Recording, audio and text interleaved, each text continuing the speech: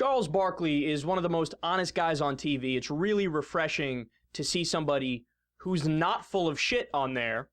And he was on HLN recently, and he refuted Nancy Grace's anti-weed argument, which we talked about yesterday. He was able to do it in less than a minute. He just dismantled it and moved along.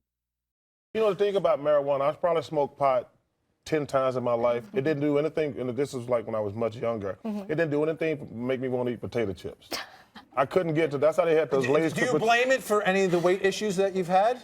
Maybe Nancy Grace is correct here. No, I didn't get fat from just eating potato chips. I had a lot of other bad stuff, too. How many points are in Lay's potato chips? That's a big question. Well, they got that commercial, you just can't eat one.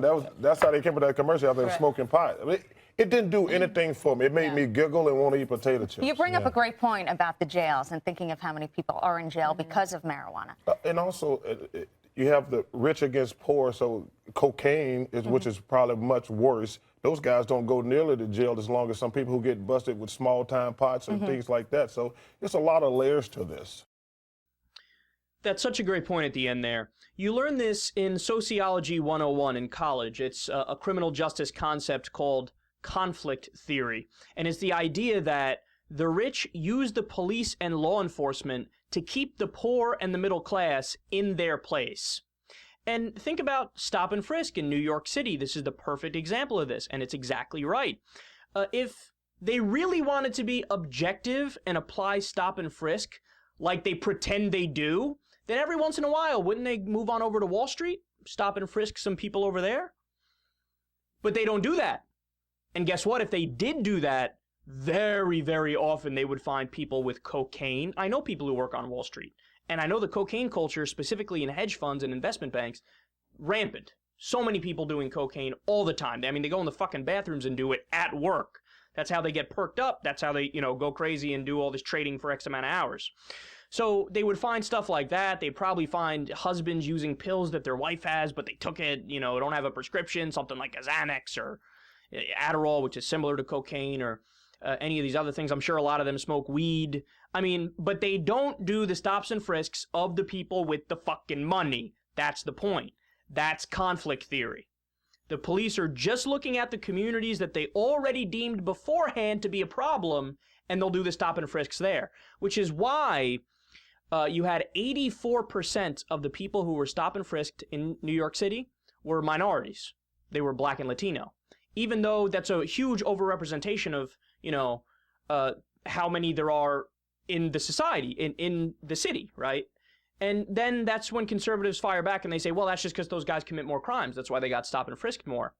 Except that's incorrect, because stop and frisk had a 90% failure rate. Isn't that amazing? What a horrible failure. So they're stopping blacks and Latinos just because, he's black or Latino. He must be guilty. Search him. Whoops, 9 out of 10 times there's absolutely nothing there. And the few times there is something, it's mostly just a small amount of marijuana, which shouldn't be illegal anyway.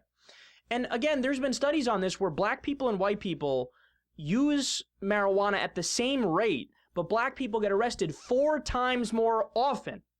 So regardless of what Nancy Grace's opinion is about how people are that smoke weed, right?